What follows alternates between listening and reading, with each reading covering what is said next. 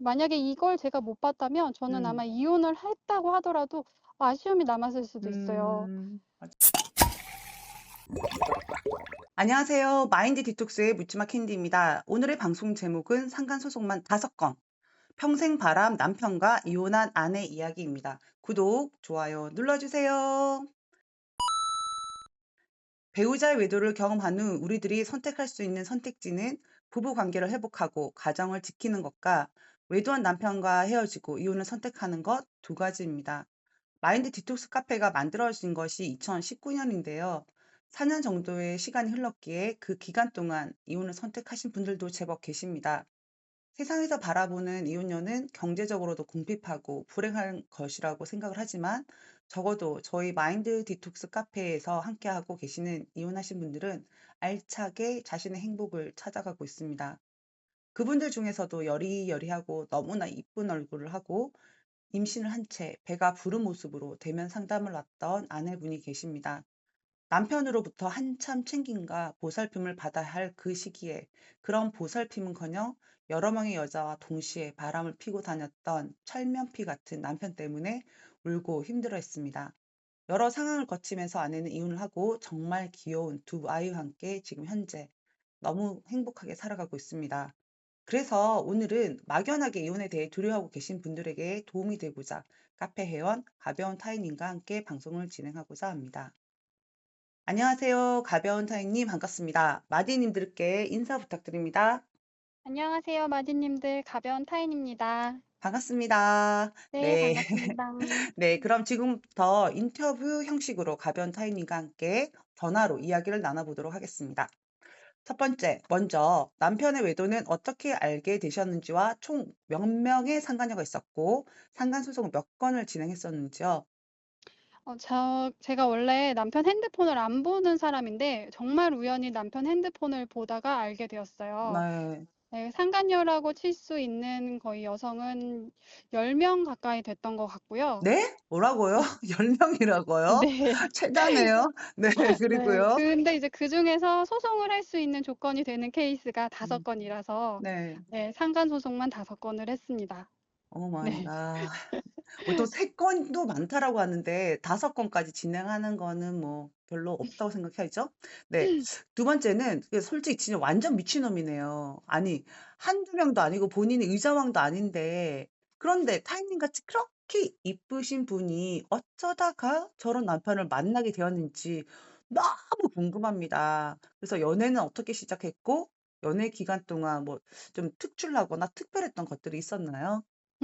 저희 변호사님도 네. 역대급 최단 시간 최다 인원이라면서 "이거는 정말 기록이다." 막 이렇게 네. 얘기를 하셨는데요. 네. 특별할 것 같은 게 사실은 없었어요. 네. 정말 평범하게 소개로 만났었고 음. 그냥 정말 저한테 잘했었어요. 음. 그러니까 누가 봐도 '정말 잘한다.' 싶을 정도로 잘했다는 게 특별한 음. 그거 빼고는 없었고요. 네. 그리고 제가 이제 지나고 나서야 생각해 보니까 제가 좀 잠을 일찍 자는 편이었어서 음. 연애할 때도 이제 귀가를 확인하거나 하진 않았었고 음. 또 제 성격이 또 핸드폰 검사 같은 거 하는 걸 별로 좋아하지 음. 않아서 네. 그냥 사람을 믿었고 그냥 의심하는 걸 싫어했었던 것 같아요. 음. 네. 네. 그 세 번째는 처음 상담할 때는 내성적이고 조심스럽고 조용조용한 성격이어서 아내분이 과감하게 이혼이라는 걸 선택할 줄 전 몰랐거든요. 네. 이혼을 고민했을 때 가장 큰 걸림돌은 무엇이었고 그럼에도 이혼을 결정하고 실행하게 되신 이유가 무엇이었을까요? 네. 제가 낯을 좀 가려서 저를 음. 처음 보시는 분들은 다 좀 저를 좋게 그렇게 보시는데요. 네. 어 사실 제가 이혼 고민에서 가장 큰 걸림돌이었던 음. 거는 저뿐만이 아니라 다들 그러실 거예요. 음. 아이들이었어요. 워낙 아이들이 어렸고 또 사실 그 당시 때도 그렇고 양육만으로도 너무 힘든 음. 상황이었거든요. 네. 근데 이혼을 하게 되면 제가 육아에 사실 도움을 받을 곳이 하나도 없는데 음. 경제적인 부분까지 또 짊어지고 음. 아이들을 양육을 해야 하는 상황이니까 '그게 음. 괜찮을까?'라는 고민이 음. 컸어요. 음. 그런데 반대로 아이들 아빠가 양육을 하게 되면 음. 경제적인 부분이야 저보다 당연히 나을 것이라는 생각을 했는데 '아이들이 괜찮을까?' 뭐 이런 음. 고민, 음. '뭐가 더 아이들에게 나을까?' 이런 고민들이 너무 많아서 결정을 쉽게 하지 못했고 계속 음. 고민을 했어요. 근데 아이들이 그리고 양육자를 선택할 의사소용 아 아이들이 양육자를 선택할 수 있는 의사표현조차 할 수 없는 정도로 워낙 어린 음. 상태에서 또 제 맘대로 양육자를 그냥 결정하고 또 "너희 한부모 가정이 되는 그 상황을 만드는 음. 거는 좀 아니지 않나?"라는 생각을 했기 때문에 아이들이 좀 더 자랄 때까지는 가정을 유지하고 싶다는 생각을 좀 음. 많이 했던 것 같아요. 음. 근데도 이혼을 제가 결정하게 된 이유는 이 소송 과정을 겪어 보니까 더는 육아 파트너로도 이제 협력할 수 없는 관계가 된 게 가장 큰 음. 이유였고요. 그리고 계속 이렇게 살다가는 제가 정신적으로나 육체적으로 정말 너무 피폐해질 것 같았어요. 음. 오히려 아이들한테도 엄마가 계속 이렇게 불행한 모습을 자주 접하는 음. 것보단 '그래도 엄마가 건강하게 좀 살아 있는 게 낫지 음. 않겠냐.'라는 생각을 하면서 이혼을 결정했습니다. 부족하더라도 아이들에게 인성이나 도덕적으로 좀 더 건강한 사람이 양육을 해야 된다는 생각이 들었고요. 네. 먼 훗날에 내가 "너네 때문에 내가 얼마나 참고 살았는지 알아?" 뭐 이런 음. 말 제가 자식이면은 진짜 듣고 싶지 않을 것 음. 같다는 생각이 들어서 네, 저는 그래서 이혼을 했습니다. 네. 잘하셨습니다. 그러면 이혼은 누가 먼저 진행한 것이고 이혼 과정에서 남편의 태도나 행동은 어떠했나요? 유책 배우자들이 늘 그러하듯이 음. 저희 전 남편도 집을 나갔고요. 음. 그리고 먼저 이혼 신청을 했습니다. 이너피스 네. 진짜. 네. 그때까지 저는 정말 가정을 지키고 음. 싶었었고요. 그 속마음이 어땠는지는 제가 모르겠지만 음. 저나 아이들에게 미안한 마음은 사실 전혀 없어 보였어요. 음. 그리고 또 본인 덕에 저나 아이들이 지금까지 과하게 누리고 살았다는 그런 생각을 음. 하고 있었어요. 네. 그래서 본인은 가정에 정말 최선을 다했고 그리고 저는 '이 결혼 생활을 유지할 마음이 없다.'라는 의사가 너무 음. 확고했고 또 아이들 양육에 대한 의사도 거의 없어 보였어요. 음. 그래서 그런 모습들을 보니까 '아 더는 나를 희생해 가면서 이 가정을 지켜내는 게 의미가 없겠다.'라는 생각을 해서 조정으로 이혼을 했습니다. 하고 싶은 말과 요구는 많지만 참겠습니다. 네. 그다음에 다섯 번째 그렇다면은 아이들에게는 어떤 아빠였나요? 그냥 간밤에 무사히 잘 잤는지 생사만 요렇게 확인하는 음. 정도? 뭐 딱히 큰 관심이나 뭐 애정 표현이나 뭐 이런 건 네. 없었고요. 그러다 보니까 이제 애착도 사실 많이 형성되지 않았던 것 같아요. 음. 네.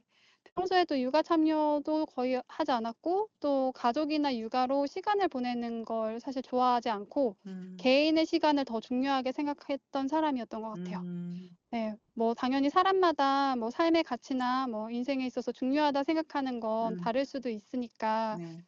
뭐 그럴 수도 있다고 생각합니다. 근데 서로 조율해 가는 과정이 있었어야 됐는데 그건 좀 없었던 것 같고요. 네. 음 그리고 이혼하기 전부터 사실 음. 아빠와 아이들의 관계는 제가 어떻게 할 수 없는 음. 이제 그들의 문제인 거라고 네. 약간 포기하고 살았던 것 같아요.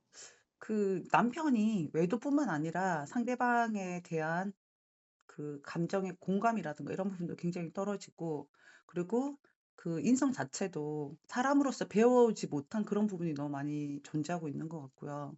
그리고 자녀하고의 그 교감이라든가 어떻게 애들을 대하고 마음을 줘야 되는지도 전혀 모르는 게 본인조차도 못 받고 사는 사람 같아요. 그러니까 음. 일반적인 그럴 수 사람하고 너무 있어요. 네. 다르거든요. 외도뿐만 네. 아니라 살지 말아야 될 이유도 너무 많은 사람 같아요 진짜. 네. 네. 그다음에 이혼을 하고 나서 지금의 삶은 어떠하고 만약 행복하다면 '내 선택이 옳았구나. 참 잘했다.'라고 생각이 들 때는 언제인가요? 일단 전보다 더 안 좋은 여건에서 살고 있지만 네. 그래도 저도 아이들도 더 많이 웃어요. 그게 핵심이죠. 네. 예. 사실 그전에는 좋은 집에 네. 살았지만 뭐 언제 쫓겨날지 네. 당장 내일 또 우리에게 무슨 일이 닥칠지 네. 모르는 그런 불안한 환경이었거든요. 네. 그런데 지금이 오히려 저나 아이들한테는 음. 더 좋다고 생각을 해요. 네. 아이들도 정말 많이 더 밝아졌고요. 네. 그리고 또 먼 훗날에 제가 조금 더 나이가 들었을 예. 때 제 자신에게도 그렇고 또 아이들한테도 내가 그래도 최선을 다해서 가정을 지키려고 노력은 네. 했었잖아요. 했죠. 예. 네. 그 과정이 있었으니까 그래도 더 당당하게 뭔가 지낼 수 있을 것 같고 음. 그냥 이제는 이 모든 과정이 참 그냥 '잘한 일이다.'라는 생각을 하고 음. 있어요. 맞습니다. 그 내가 대궐에 살아도 내 마음이 지옥이면 그곳이 지옥인 거고 내가 맞아요. 초가집에 살아도 내 마음이 천국이면 천국에 사는 거거든요. 네. 네. 저도 경험했었지만 네. 일곱 번째. 이혼 후에 아내분의 생각이나 관점이 바뀐 건 어떤 것들이 있을까요? 사실은 저도 음. 이혼에 대해서 색안경을 진짜 많이 끼고 있었던 것 같아요. 네. 네.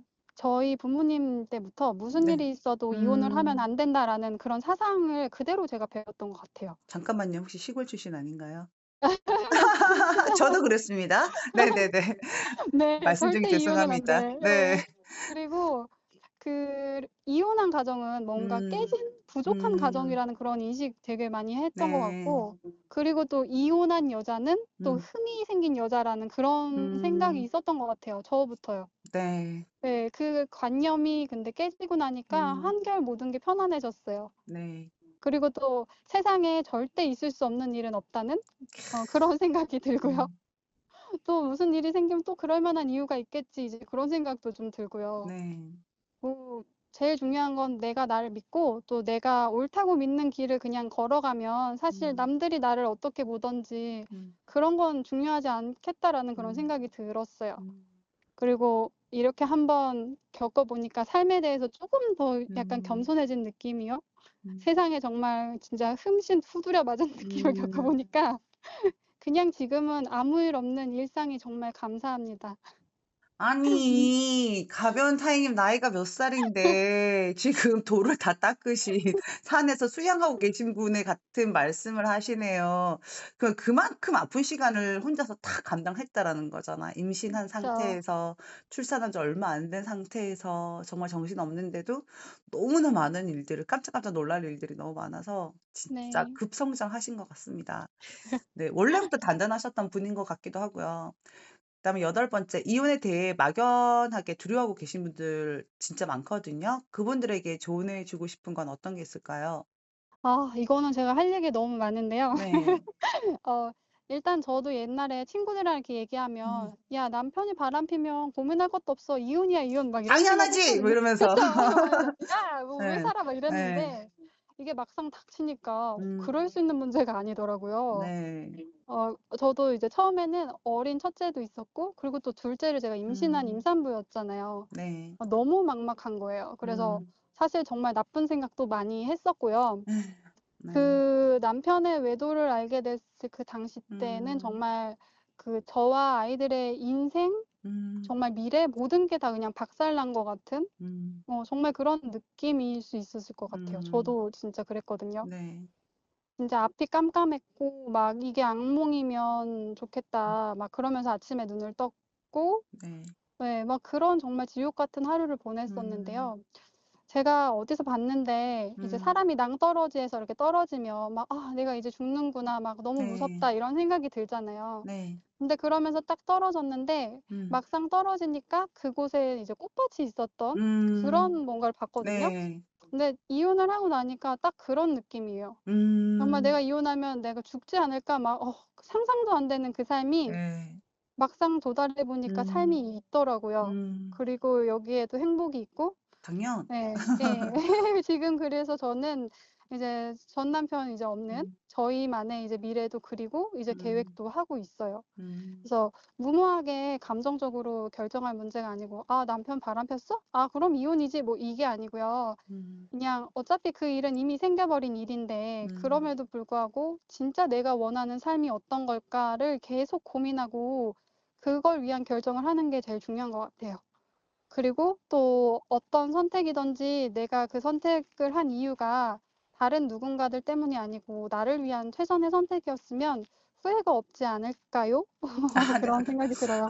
아니 그냥 모든 선택에는 뭐 네. 장점과 단점의 후회가 존재하지만 그래도 그게 가장 최선의 선택이 되기 위해서 정말로 마음도 그냥 고쳐 이미 내가 선택했잖아. 그럼 선택한 상황에서 그쵸. 가장 좋은 걸 찾는 게 맞는 것 같고 음. 선배 이혼녀 언니 아니지 네. 이모 캔디로서 하고 싶은 말은 이제 이게 사람의 삶의 과정이 너무 고통 속에 있다 이혼을 선택하고 또 새로운 환경에 적응하는 데서 어려움이 또 생기고 또 그쵸. 그걸 해결해 가면서 행복감도 느끼고 감사함을 느끼고 두 가지 감정이 느껴지더라고요.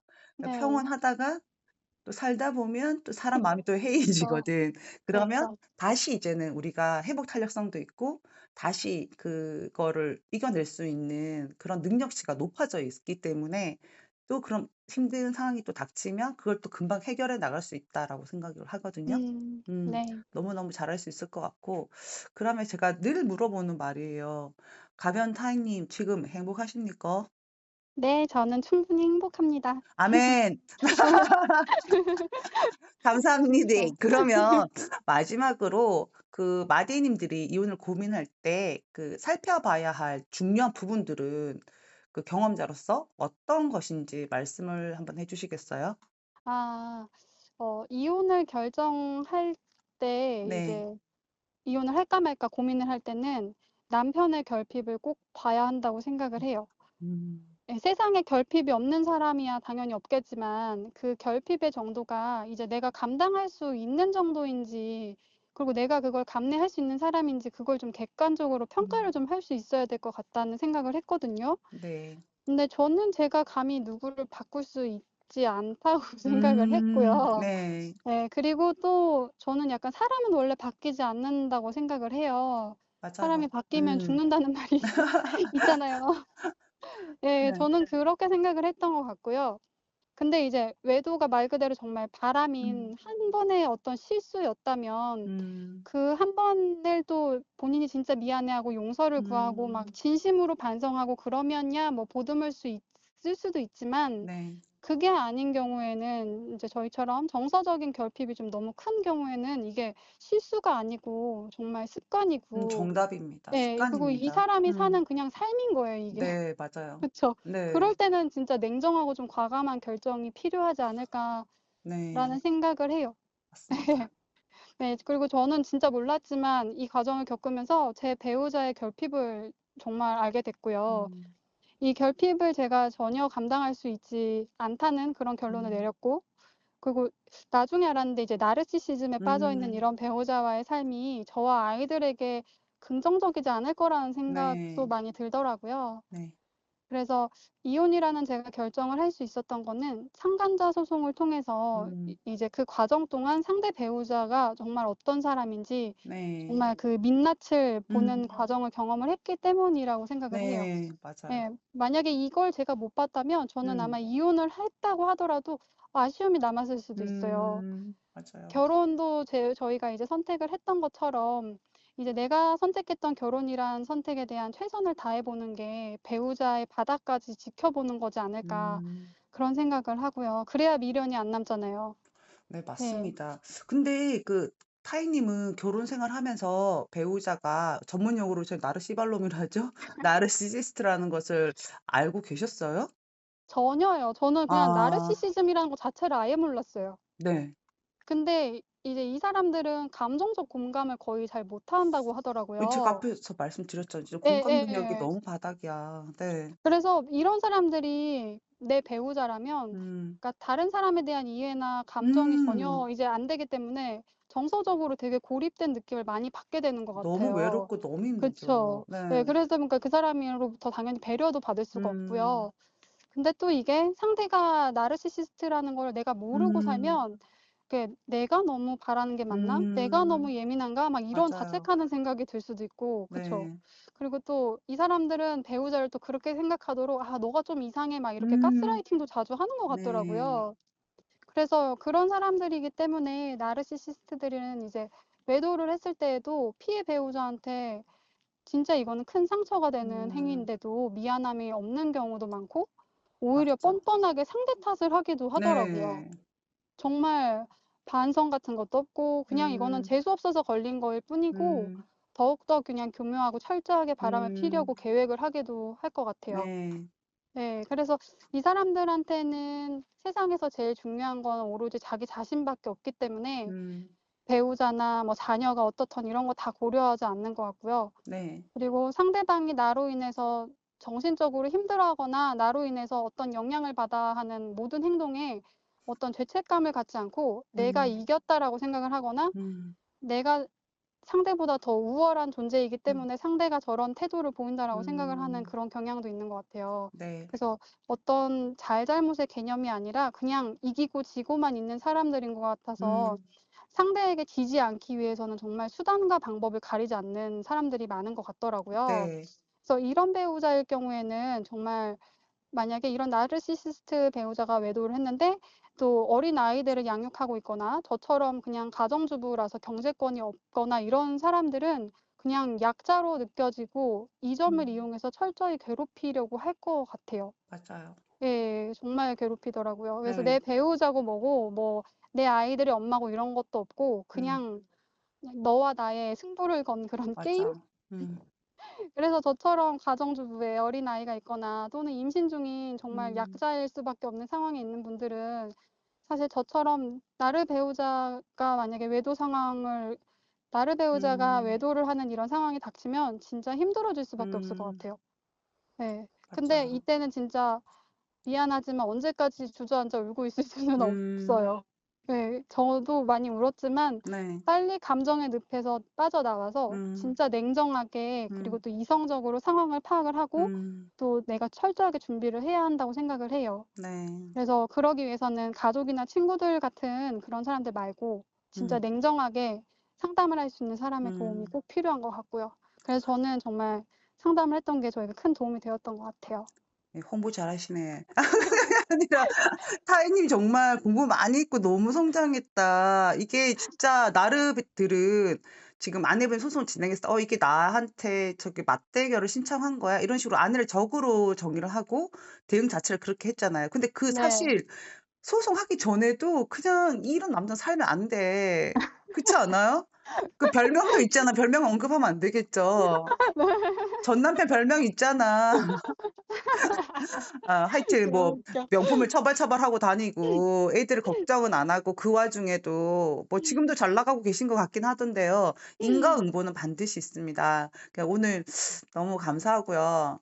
엄청 많이 성장을 해서 여리여리 해 가지고 막 걱정밖에 안 되고 저도 참 타인님 때문에 많이 울었잖아 나도? 맨날? 그쵸. 같이 우셨죠 많이. 걱정돼 가지고 그런데 지금은 뭐 저보다 더 단단해진 것 같아 가지고 아 너무 저는 아직 어린 1 인입니다, 선생님. 맞나. 네, 알겠습니다. 그럼 여기까지 방송 참여해 주셔서 너무 고맙고요. 우리 또 카페에서 네. 다시 만나요. 네네. 네. 알겠습니다. 네. 이혼을 고민하는 분들에게 오늘 정말로 도움되는 내용이 많았습니다. 작고 가녀린 몸으로 그리고 너무 어린 자녀들 2명과 함께 새로운 삶을 그럼에도 용감하게 선택하고 멋지게 살아가고 계신 타인님. 정말로 응원하고요. 정말로 대견합니다. 오늘 방송은 여기까지 하도록 하겠습니다. 네이버 카페에서 묻지마 캔디 마인드 디톡스로 검색을 해주세요. 상담을 통해서 여러분들의 문제 해결에 실질적인 솔루션을 제공해 드리겠습니다. Have a sweet mind detox. 다음 방송일에 우리 또 만나요. 안녕.